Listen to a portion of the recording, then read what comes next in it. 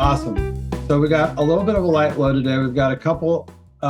We've got a couple in the hopper on the website, and then there was a couple in the chat on the Patreon page that I thought we'd address too. So let's get started. Oh, and welcome everybody. Robbie O'Brien is going to be. We're going to start doing pinch elders. They're going to come in and pitch it for us. And Robbie is the first of this new paradigm. So everybody say welcome, Robbie O'Brien. Welcome, Robbie. Thank you. Pleasure to be here. We got a question. Okay. I looked at this question that we got in here, and there's one in here. I was like, that seems like a Robbie question. So I'm glad you're here. All right. So I'm going to share a screen really quick, and we'll get to the first one. First one is when to route. Wondering when you think one should route the various pockets for pickups, electronics, etc., before or after finishing the body. I've seen people doing both online. I know we've all seen a lot of things online, but it seems a fair argument for finishing first and then routing. Thoughts? Who has anybody routed a pickup after finishing the guitar? Other than, I mean, it happens all the time in repair. Like somebody wants to add a pickup, you're going to route through finish. So does anybody have an opinion on that? Seen it on new Fenders, like new Fender guitars, like they seem like they're painting them and then they're routing the cavities for the pickups and tremolo and stuff after the finish, and they use it raw wood. James Rodman, you've installed a lot of pickups. Do you have any? I think probably it's from my perspective, it would be cooler to route after finish, just because you don't have all those buffing obstacles, and you don't wind up, wasting a lot of lacquer on the inside of cavities and creating all kinds of weird stuff. But do you have any tips for routing through finish on finished guitars? Well, using a downcut, or I always get confused, but one that pushes into the blades push into the finish, you're going to be less likely to have tear out. I think either way on a new build I think it looks really nice with a nice clean pickup routes and control routes, and it is less work to clean out all that buffing compound. Yeah, and less chance of getting caught on the edge of one of those routes and buffing through. Yeah. I think always hog out the material and use a template and a following bit, preferably one that cuts the direction into the grain. So cool. One other thing too, I think it would probably have, the chemistry of your lacquer would probably have a lot to do with it too. If you're, using what the kids are calling crackle lacquer, and you had something that was real brittle, I'd be maybe a little worried. I don't know. Yeah. What do you think? Take a lighter to your bit first before you do it, or warm things up. Particularly on people that are seeing the bodies, you can really very gently work your way into that lacquer finish with your toolpath. Or you can just plunge straight through it, right? And then be cutting it with the spiral, and just be cutting with the edge and just taking off that top little edge, on a CNC. Yeah. You can go really gently on the CNC if you do your toolpath right. Mm-hmm. Yeah, that's a good point. So take a slight cut first and then go for it. Is there anything? Do you think there's anything for unfinished cavities on certain guitars being a vector for weird humidity issues or anything like that, or no? Cool. Yeah, I don't know.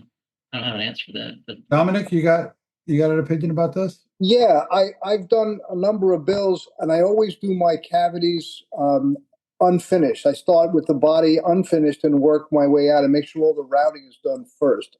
Usually the pickups, for example, they're not snug fit into the cutout, right? So you're not going to worry about any humidity swelling the wood or causing a problem. I've never had a lacquer buildup issue, and also cleaning anything out is always going to be shielded. I use a shielding paint anyway, so that takes care of that. I would be really nervous about handling a router around a finished instrument just on principle alone. I don't know if I trust myself enough to be that controlled by hand, to not have something go wrong. And it's worse to then repair the finish than not. So even a millimeter of a cut with a router bit can be a disaster in a special finish. So for me, it's always, raw wood do all the routs, then you go from there. And typically, I always route the neck pocket first and give me a handle to hold on to things from there. So if I'm going to put templates down and start routing, I'll just do all that in one operation and be done with it. Yeah. Yeah. So the risk to reward is not worth it in your estimation. That's Lewis Parker. Lewis Parker does everything after finishing on the CNC, which seems psychotic to me, but he's really dialed in. Yeah. My CNC has a mind of its own and likes to destroy things, so I like to do everything. The closer I get to finishing, the less I want to do anything fancy. Yeah, that down chain stuff, like that's the cascading risk thing, like it's just like everything becomes more risky. Robbie, have you ever built an electrical guitar? Oh yeah, I've done a few. It's not my wheelhouse. I kind of leave that to the younger guys, but I guess some of us are not so much young anymore. Yeah. But I focus on the acoustics. Cool. But when I did do electrics, I would do the cavities after the finish. After the finish. Awesome. And what about like Oh, excuse me. I'm sorry. I said that backwards. I would do the finish. I would do the cavities and then the finish because I just think there's too much margin of error. I mean, then you're going back into finish work. You're taking a step backwards if you muck it up, right? Yeah, that's the rub.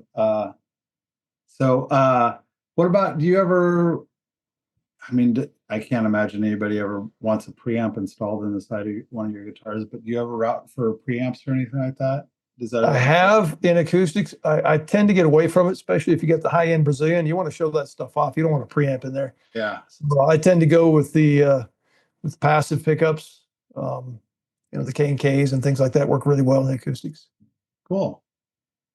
All right. If the asker of this question is here, and you don't feel like it was sufficiently answered, let me know. And if not, I think we'll move on to the next question, unless anybody has anything else any observations about that. Michael, you also don't care about electrical guitars, right? I have a small opinion. Trevor, yeah, let's get Trevor's. I've been doing everything, all the routes prior to finish, but it is very tempting to, based on like Lewis Parker and Frank Brothers and Collings, all the manufacturers are doing it now because it's so controlled. So back on the CNC machine after finish, everything's dialed, it's positioned correctly. But by hand, the risk just seems ridiculous. Yeah, I mean, just to like put a template in place. Yeah, so I think on a brand new finish, like, I mean, you're already and you're already trying on a lot of to do that without putting a scratch in it. Yeah, and we're on repairs, we're really like masking things off pretty well to place a template down with like a foam tape, so it's not even 100% rigid sometimes. So yeah, you're up against a lot of challenges by hand. Yeah, to me, with the CNC is way worse than by hand. I mean, with hand, you press the button on the CNC, the thing starts doing it, and then you realize the second that you realize that you've screwed something up or you didn't set it up right, it's way too late. It's already done, But with it by hand, you can kind of have some perception that you're screwing up or you're about to do something stupid, and that's my experience anyway. So I think the CNC is way scarier to do it. But like Lewis is doing the same. He's mostly, I think, doing very similar designs, Telecasters and stuff. And Telecaster, I think, lends itself to machine work. And I think if you're doing any, and nothing against Lewis, like his guitars are unbelievably beautiful, I think. But the more you're doing stuff that's slightly different each time, the CNC stuff gets progressively, I think, more challenging to not screw it up. Unless you're in like a more production environment where you have stuff really dialed in and your stuff written down. That's my experience anyway. Well, those guys that are doing, Frank Brothers are doing real production work, or boutique production work, or I don't know what their numbers are, but you don't know how many bodies they've got in the in the bin that they dialed that in on, so it like when you're doing a limited number of guitars and you've got so much invested in the one blank that's on your CNC table, like it's hard to think about that's the time to start prototyping crazy ideas. All right, Paul, thanks for jumping in on that. You're welcome. Let's see here. So next question. I love to hear a conversation about bracing that explains how to make decisions about X-brace angle, placement of tone bars, etc., and what to manipulate to make adjustments to the voice of the guitar, height, width, scallops, etc. I know this topic is covered elsewhere, and it is a time-honored topic. I just can't find specific answers to my questions. For example, if you start with a basic Martin X-brace pattern, how does one go about thinking of making the voice more or less boomy, trebly, or mid-rangey? And Robbie, that's the one I thought maybe to get you involved in, on like notions about the Martin X-brace and things that you can count on in changes. Like if you scallop the braces, is it going to get, is it going to get more bassy? If you scallop the bass side, is it going to get more bassy? If you scallop the treble side, is it going to get more trebly? Or what? Do you have any thoughts on those? I have a bunch of thoughts. How much time do we have? Let's try to keep it within 17 hours. Now, okay, perfect. I need 18. Do your best. If your throat starts getting dry and you need to take a drink of water, go ahead. But okay. Well, let me just start by quoting Trevor Gore. Trevor Gore teaches that just about anything within reason works for a bracing system. And that's been proven over the centuries here. I mean, we have, 7-fan brace, 5-fan brace, 9-fan brace, 11-fan brace in classical guitars. We have lattice brace. We have the composite double tops these days, the balsa double tops, the wood cores, the X braces, the scallops, the unscallops. There's just so many different schools out there, and they all work. Jose Romanitos taught me, just find something that works for you. Because there's, even in the classical world, there's so many different types of bracing systems out there that you can get, analysis paralysis really quickly. If you just follow a good set of plans, you're probably going to have a decent guitar. Now, Jose Romanitos taught me that the plans get you on the playing field. They don't get you the home run. They don't get you the goal, whatever. That's up to the luthier. So we have to give the luthier some credit, even if he's working with somebody else's system. So you mentioned specifically the Martin X brace. There's so many different varieties. There's X brace shifted forwards, X brace shifted back. There's a little wider angle, there's a lesser angle. There's different heights, different dimensions. There's scalloped, there's unscalloped. But and you can get very confused very quickly. So what I tell my students, I just boil it down. I say, look, think in terms of stiffness and looseness. That will help, unmuddy the waters. When you think in terms of stiffness and looseness, I use the drum head analogy. If you have a drum head, you have a skin across it, and you want a higher pitch, then you stiffen or you tighten that skin. If you want a lower pitch, then you loosen that skin. So think of the guitar as a drum head. It doesn't work exactly like that, but it's a decent analogy. Well, let's think of it as a drum head. The problem with the steel string guitar is it's a very tight drum. You have steel strings under a lot of tension. You have a lot of timbre in there, different specs than with a classical guitar. And so by the grace of God and the nature of the design of the instrument, you're going to get screaming trebles. You're going to get no bass.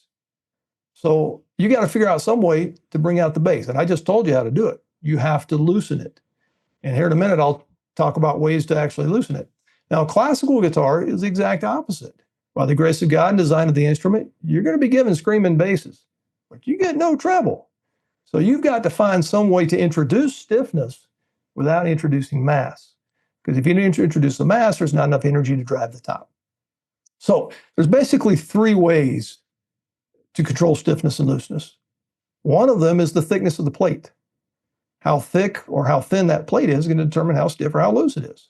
That will give you a better treble or bass response depending on how thick that is. Now, on the steel string guitar, we also have structural integrity to think about. So put that in the back of your head there as well. The second way to control stiffness and looseness is the bracing pattern. The size, the shape, the specs, where you place it on that plate after you've thicknessed it. You can shift the X brace forward. You can bring the X brace back. You can put in a double X brace. There's all kinds of things you can do. But what you do is going to determine stiffness and looseness. Keeping in mind, steel string guitar is structural integrity, but you got to loosen it enough so you get a bass response. The third way to control stiffness and looseness is what you do with those braces after they're on the plate, because you can come in and remove material. Some people use a scallop, some people use a ramp, some people pyramid them or put a rooftop on them, some people leave them flat. There's all kinds of different ways to control that stiffness and looseness. Now, I talked about three ways. There's actually kind of a fourth way, and that's the radius of the plate. The dome. The higher the radius, or the stiffer it is, the lower the radius, the looser it is. Now, with all of that said, I haven't even mentioned mass yet. Mass comes into play when you start talking about the frequencies. It's going to lower your frequencies the more mass you add to it, and you need more energy to drive that top. So that's why in the classical world, a lot of people go to composite type double tops, because you're removing mass, and therefore you have more energy of the strings to drive it, and you get a higher end response, which is the problem with the classical guitar. So in a nutshell, that's kind of what I teach my students. Now, the mistake that a lot of beginners make is they think, okay, if I take one of these finger braces and I turn it 2 degrees this way, I'm going to get more treble or more bass. It doesn't really work that way. Anything you do to that plate using those ways that I described will make it stiffer or looser, and that will influence your bass or your treble response. That's the Cliff Note version. How'd I do? That was really good. It seems like you've thought about this on occasion. I've gone through what Kent Everett calls the Lant stage. You ever heard of that? I don't know that one. The Lant stage is laying awake at night thinking. Yeah. And I've done that a few times. I built some mandolins a while back, and I just followed the blueprint. Yeah. And when I got done with it, the thing made a horrible racket. Like it just, it was loud and it sounded like a mandolin. And I was like, you see a lot of people that, we had somebody last time that was like wanting a shortcut to, excellent tone or a sound that he was looking for or whatnot. And it seems like the instinct is to do, to start swinging for the fences with crazy ideas first. And, you see a lot of mandolins that are built with like, they read on the blueprint that recurve is good. And so they double, I bet this would sound better with double the recurve. It's like, it's just, just follow the blueprint for a long, long time. And in general, most instruments are overbuilt. So first of all, just, don't build them as stout as they are. Yeah. They may not last as long, but they're going to sound good. As far as, the blueprint, especially in the classical guitar world, you don't have a lot of material when it comes to that third step of removing brace material. You don't have a lot to remove. There's just a small pile of shavings on the bench when you're done. Unlike a steel string guitar, you have a large pile of shavings when you're done. So there's not as much window of opportunity. But if you just follow a good set of plans and build it lightly, you're going to have a decent guitar. Now, within that predetermined voice that plan gives you, you have a window of opportunity to influence and make it more or less responsive. Yeah. Anybody have any notions to add to that? I've got a few things to add to it. Oh, holy moly. The distinguished gentleman from the great state of Colorado. Well, not like you weren't also from Colorado, Robbie. I'm sorry. Yeah, we're a Colorado-centric panel discussion here. So I agree with everything Robbie said. I just wanted to add that, to focus on just the bracing as that being your large tonal control, that, oh, I can make the guitar sound like this if I change the angle of the X brace, or as Robbie mentioned, moving tone bars around. In my experience, it's had surprisingly little effect on the tone. It does affect the tone, but I think more in theory than in practice. I think a good sort of framework to think about it, or to approach it, as the top, well, really the guitar as a system, and you can't take any one piece out of that system and just turn a knob and see a change. All the things are working, together sort of synergistically. So if I wanted to say, take a Martin guitar and increase the bass response, I don't feel like just doing it by trying to lighten up the bracing would be the right approach. It would have to be earlier in the build, things like top thickness, whether the top is an even thickness or you're thinning out the edge. Certainly, as Robbie mentioned, the dome at the top. And we haven't even gotten into discussions about the interactions with the back, which would play a role here as well. So I would add that to the discussion, and then also, unless you're using the same brace wood stock on every guitar, unfortunately, it's going to be different for every guitar, because they're all going to have different stiffnesses and densities, and bracing pattern that might work with, say, one piece of Sitka spruce may not work for another guitar with a different piece of Sitka spruce. So, Gee willikers, remember when just building a guitar was good enough? You just built a guitar and it was like, That's just the starting point, and then you start learning what you don't know. and you played it. Most people never get past the half a dozen guitars or so, and so they really don't know. But once you start delving into it, yeah, it's a pretty deep rabbit hole. So, and there's a lot, like I said, I very simplified it, like Michael said there. The ways of controlling stiffness and looseness, but there's so much more to it. The back, the sides, and all that kind of stuff. Even the setup. I mean, there's just so much to it. One thing I did also learn from Trevor, though, is if you want a traditional type sound, then you probably ought to use a traditional type bracing pattern. So, for example, a traditional Martin scallop type sound, then you probably ought to use that type of bracing pattern. Oh. Yeah. Have fun. Try having fun with, I don't know, like, people are getting real serious. I like it. I like that there's seriousness to it, but build 20 guitars first and have fun just figuring out how to tune up your bandsaw and all of that kind of stuff. All right. Any other, Michael, any other questions? Or any other answers?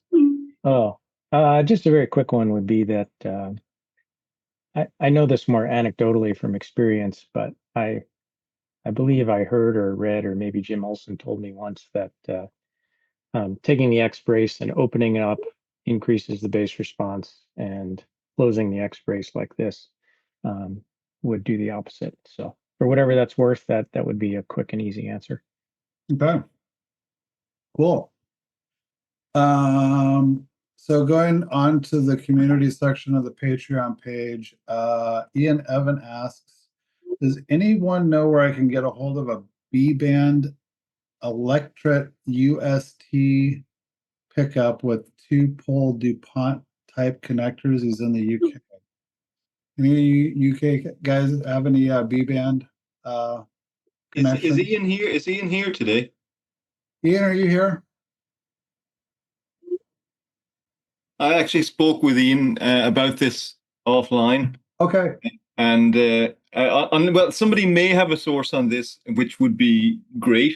but we couldn't find a source that was finding one was somewhere between impossible and do I dare trust this guy on eBay? And Ian's actually had a pretty much resolution. His customer has decided to play his acoustic guitar as an acoustic guitar for now, and will consider a different system at some point in the future, maybe. Oh, that's good news. B-Band went out of business. B-Band stopped trading a number of years ago, sometime in the late teens, I think. And their stuff, especially kind of quirky stuff like the Electret, is really difficult to find. Okay. It's not impossible. So if it breaks, yeah, you're probably looking at doing something else. Are they sought after, or was it just replacement? Like, have people advertised them?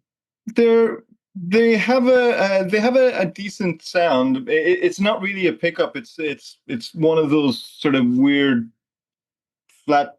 It's almost like a condenser mic. It actually adheres to the underside of the bridge plate, and it gets mixed with the UST signal, because both of them have their good points as far as tone is concerned. And it was reasonably well regarded. No, they weren't huge, but it was reasonably well regarded in its place. But I think it was really just the owner wanted a replacement so he could get his guitar working again, rather than having to have this. Cool. Can I interject? You can buy Please them do. from Yamaha. Yamaha have developed their own line, and you can buy the elements from Yamaha. Really cool. Yamahammer. Outstanding. You don't know what Yamaha are calling them by any chance, do you? No, but I can find out for you if you. I'll search it up and then I'll let you know. Gabby, if we get down, we got two more in the hopper, and if we get to you before the 1 o'clock, we'll hit you up. So on that, we'll go ahead and move on. This one should be quick. Hey y'all, I got a client, 65 LGO. I need a replacement bridge made for it. The old one was a plastic one that was mounted with 4 screws. Saddle slot sits slightly closer to the bridge pin holes than regular belly up Gibson bridge. Can anyone here CNC me one? I don't have the tools at my disposal. We'll make one from scratch. Thank you. Niles, I don't know where you're at, but Tom Dahlia will CNC those, I believe, for a fee. And I also think that Joe Glazer is making plastic replicas. So you can look at that too if the person really wants that plastic timbre. Anybody else here CNC bridges for hire? Anybody? All right, I figured. And then the last one of the loaded ones is Paul M. Not sure if it's too late. Blah, blah, blah. Anyway, in general, I'm finding isolated scratches when I'm finishing that I missed.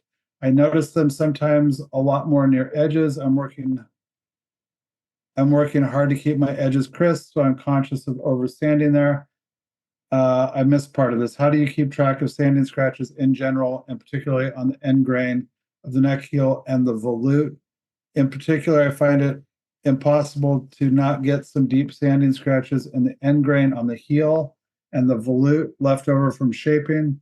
I'm having a hard time transitioning from rough shaping and getting all that smooth and scratch free as I move through to fine sanding. Michael Bashkin, you seem like tech fellow, have an opinion about that. Yeah. So a couple thoughts would be is to focus more on your edge tools, like a knife or a scraper. Things like a rasp or 80 grit sandpaper can really put a deep scratch in certain parts of the grain, or even tear it as opposed to cut it.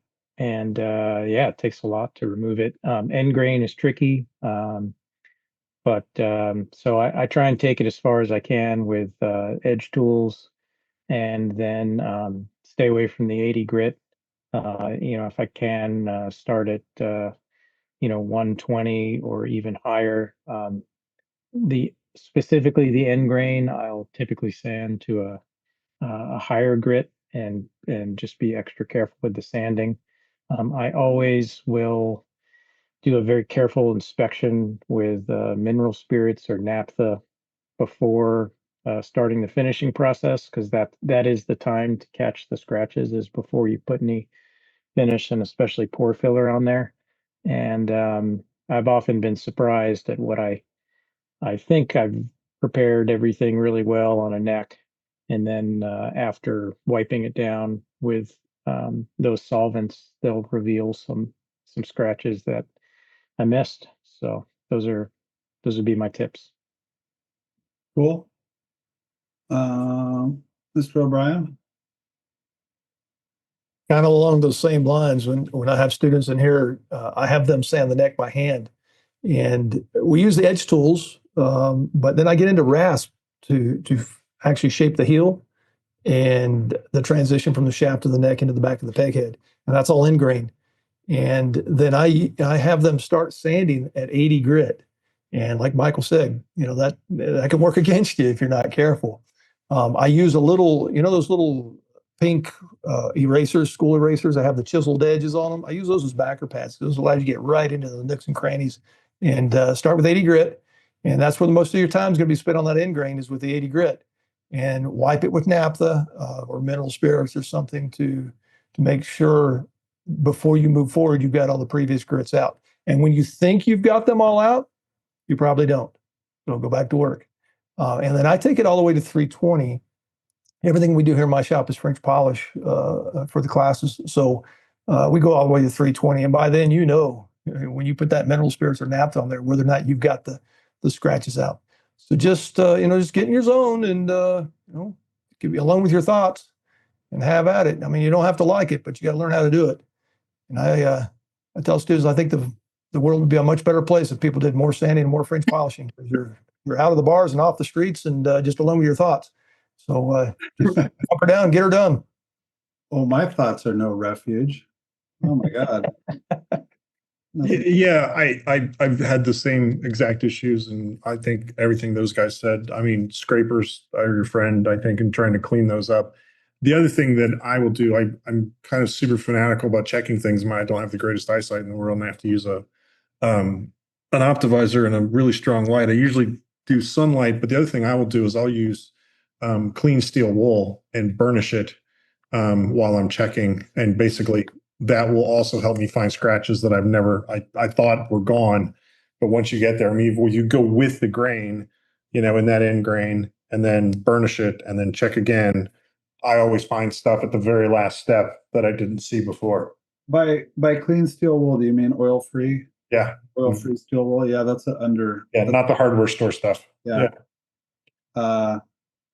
I wanted to throw in too, Mike Trace has this great Looth print on here with this surface inspection light that produces raking light for inspection. It's really cool. The other thing that he did on here, Paul, and I know you got that 3D printer, he did this edge breaker that is really great for getting that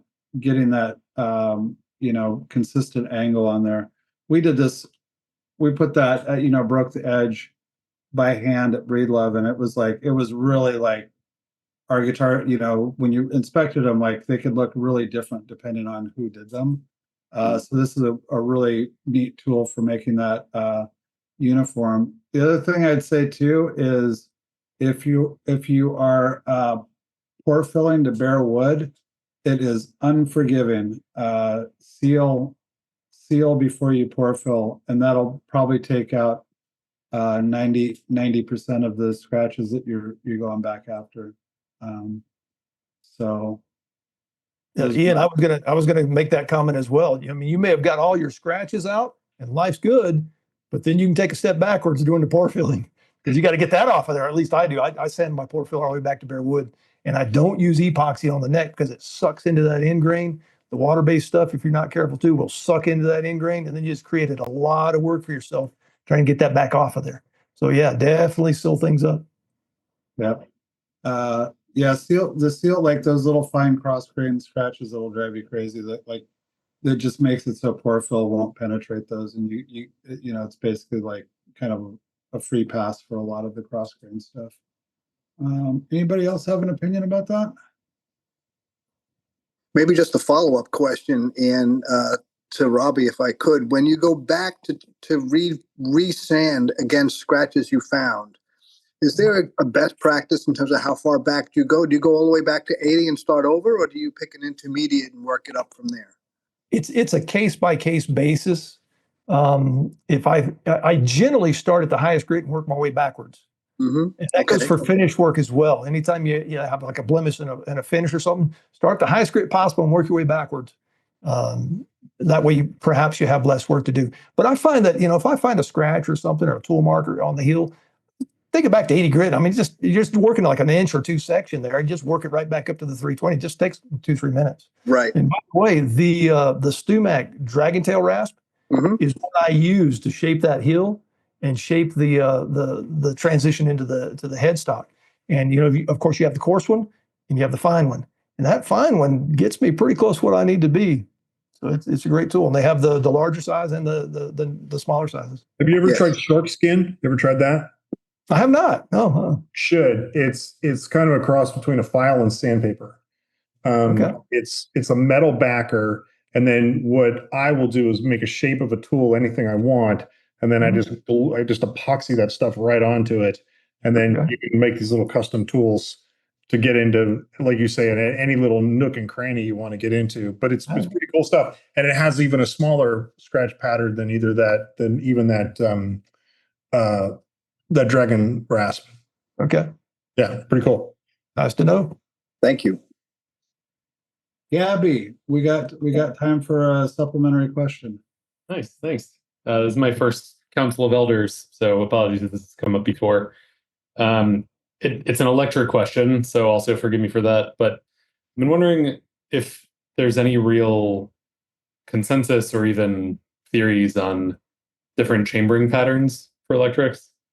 Like Nick Huber, I think it's Nick Huber, for example, uses basically a hexagon pattern as internal chambering. So tons of individual little chambered pockets with none of them actually overlapping or flowing into each other. I've heard some theories about having several distinct chambers versus like one uniform versus one on the left, one on the right kind of deal. I have no idea if any of it is really backed by anything, or if it's just sort of anecdotal, like guy on Harmony Central said it in 98 and everyone's repeated it since then. I'm curious if anyone has experience or, actually knows the science one way or another. So you're talking about chambering electrics. Are you doing this to lose weight, or are you doing this to increase resonance? I've done with both goals in mind. I'm definitely finding that just over time, the value of a lightweight guitar is much higher to me personally. And I think that is increasingly true for others as well. But I also do like the sound of a chambered instrument. I tend to like the chambered no F hole as a nice middle ground, so that like solid body purists don't shy away, and semi-hollow leaning people are a little more inclined. It's a nice middle ground. Yeah, Brock, you build electrical guitars on occasion. Do you chamber yours? Yeah, usually. Yeah, almost always actually. What are you noticing on that procedure? Like in your own work. In terms of what? Patterns, how you're affecting resonance of the guitar, how you're changing, timbre once it's plugged in, how you're changing, Yeah, I mean, I think overall it sort of it creates a mellower tone, a little less bright, a little less mid-rangey, I would say.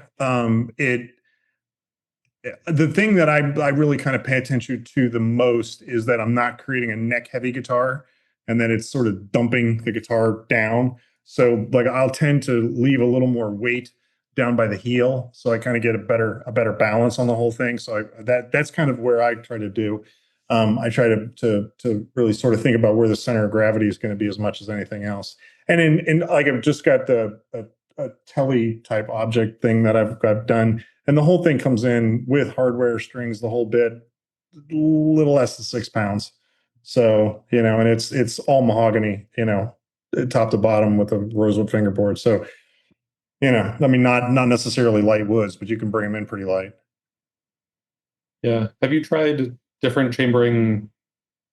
Like what you're actually chambering, like bridging the empty space between the pickup channels, for example, or Yep, I've tried using a solid block down the middle. I've tried basically using the I-beam shape. I've done basically going in with like a Forstner Biddy kind of a thing and just taking out a bunch of holes, taking them out in sections, left a pretty good chunk around my control cavity. I don't really notice to be that much of a difference, I think, tonally speaking. I think really it's just more about a comfort. And like I said, how the guitar feels in your hands is kind of what I noticed. That's where I think most of the difference really shows up. Yeah, it makes sense. Yeah, and I've got an observation about that. I don't really have much experience in that area, but the last GAL convention out in Tacoma, I sat in on one of the lectures there. It was in the big auditorium, and I apologize, I don't remember who gave the lecture, but it was a pretty well-known electric guitar builder, and he presented his findings or his experience with chambering and what he thought happened tonally. And there's basically two reasons to chamber. And one is the weight aspect, but it sounds like your question, Gabby, is more towards the tonal response. And so he gave his experience and put it all out there. And then when they opened it up for questions, an engineer stood up and he says, "I'm throwing the bullshit flag." And they almost crucified that gentleman on stage there. It got very tense. You could almost cut the air with a knife. I don't know if anybody else was there, but I really felt sorry for the individual because he was just presenting his experience. And his experience told him that doing this increased, whatever tonal response. So my advice, Gabby, is who cares what everybody else thinks? What do you think? What does your ear tell you? And if you like it, continue doing it. Yeah, definitely something to be said for the try it and see what happens and go for it thing. Yeah, right after that first engineer got up, another one got up and kind of, signed under what the other one had said. And profanity was used and the whole 9 yards. Says, "I'm not going to listen to you." And it's like, my God, give the guy some respect. So bottom line, if you present at GAL, make sure that you have some Brazilian Jiu-Jitsu in your background. Pretty much, yeah. That's not the only heated one. I've seen a couple of those too. I saw one at Asia one time between Kent Everett, Thomas Humphrey, and some other guy.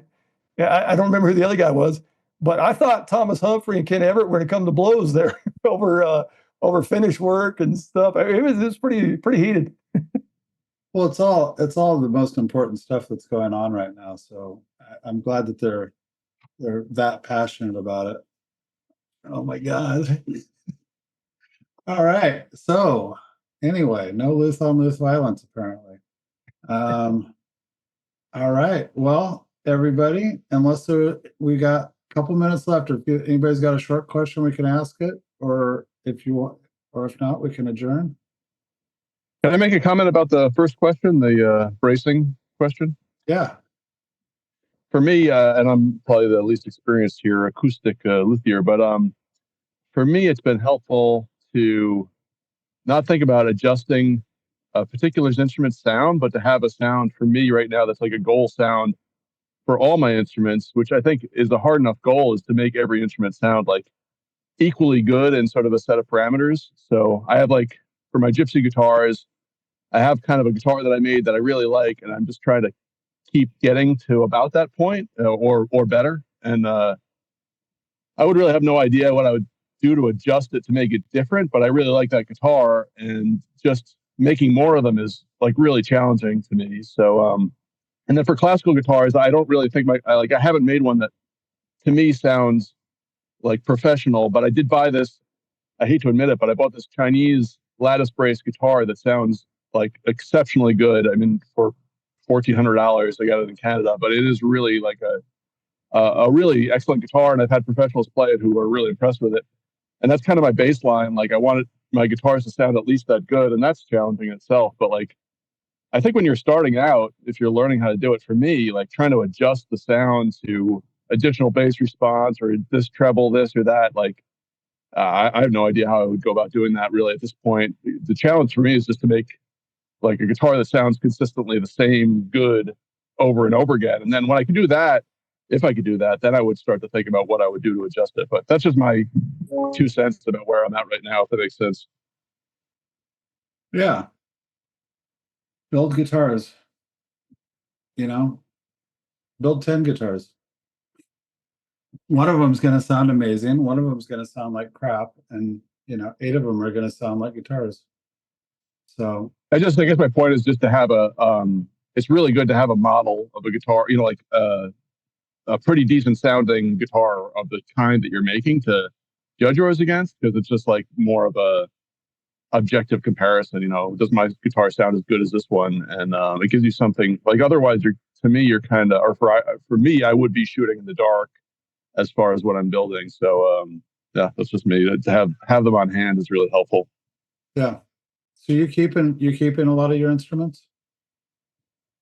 Well, especially if they don't sell, it's really like I definitely keep them if nobody buys them. That's one way to keep them around. But I have this Chinese guitar. I might sell it at some point. I think the last one I made, I think, is starting to eclipse the Chinese one. So I'll probably I'll sell that one. It's a really nice guitar. But yeah, I mean, I have I'll always have one or two of my gypsy guitars around, and especially if they're like kind of cosmetic rejects, which I seem to have a lot of, then I keep that one and try to sell the good ones. But I mean, I play too, so I want to have a nice sounding guitar.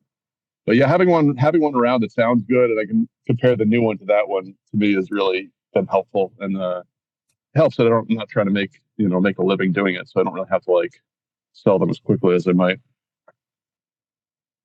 Yeah, cool. All right, everybody, unmute and thank Robbie for hanging out with us and giving us some good insight on acoustical guitar construction. Thank you so much. Thank you. Thanks, Robbie. Thank you. Thanks for joining us, Robin. Robbie, are you coming to Cremona in the fall? I am. I will be there in Cremona. Looking forward to it. You going to be there? Yes. Yeah, looking forward to it. Cool. Make sure let's get together for a cup of coffee at least, or lunch or something, right? We'll figure something out. All right, sounds good. Thank you, everybody. It's been an honor. Robbie.